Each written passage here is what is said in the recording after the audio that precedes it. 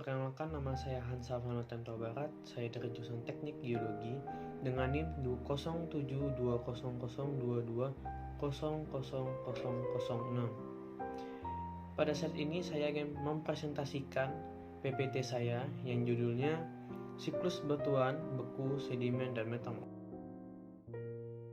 Batuan beku. Batuan beku adalah salah satu jenis batuan yang paling banyak di bumi.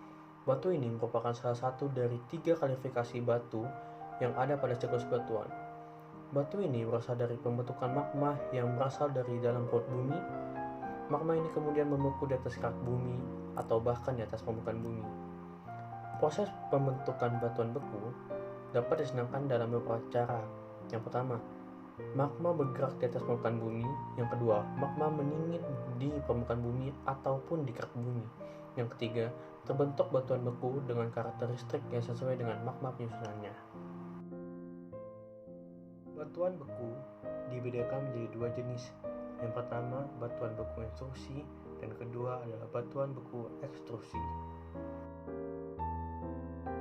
Batuan beku intrusi adalah batuan beku yang mendingin dan mengeras di bawah permukaan atau di dalam kerak bumi yang dikelilingi oleh batuan asal.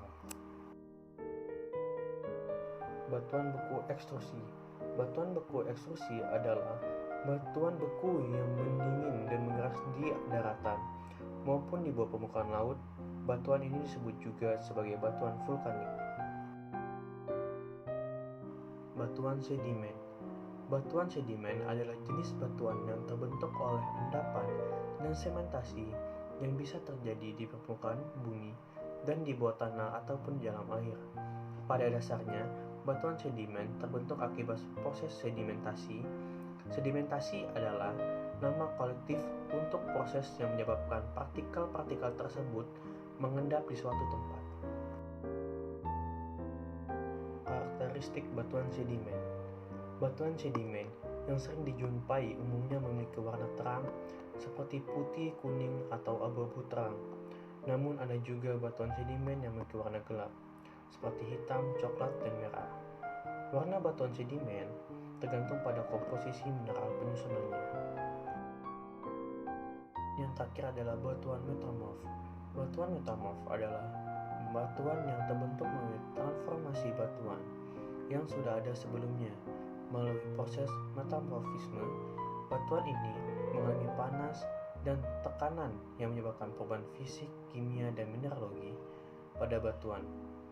Protoloid ini dapat berupa batuan beku, sedimen, dan batuan metamorf yang sudah ada sebelumnya. Kristalisasi magma.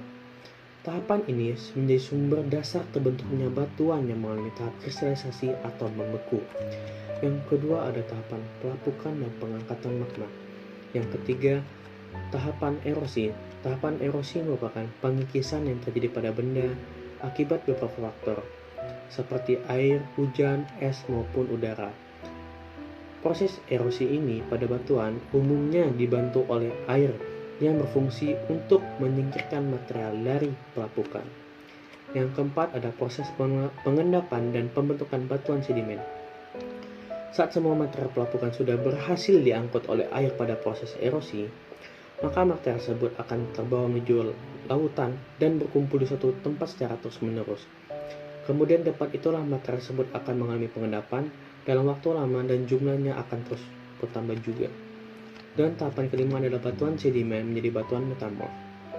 Letak batuan sedimen berada di dalam permukaan bumi seperti batuan intrusif. Batuan ini akan mengalami tahap pengangkatan kemudian terkumpul semakin dalam. Kondisi tersebut menyebabkan terjadinya tekanan yang berimbas pada peningkatan panas bumi. Pada saat inilah batuan sedimen akan mengalami perubahan seperti batuan metamorf. Dan tahapan terakhir adalah batuan metamorf menjadi magma kembali. Setelah batuan sedimen berubah menjadi batuan metamorf atau malihan, maka batuan tersebut akan kembali mengalami proses kembali menjadi magma.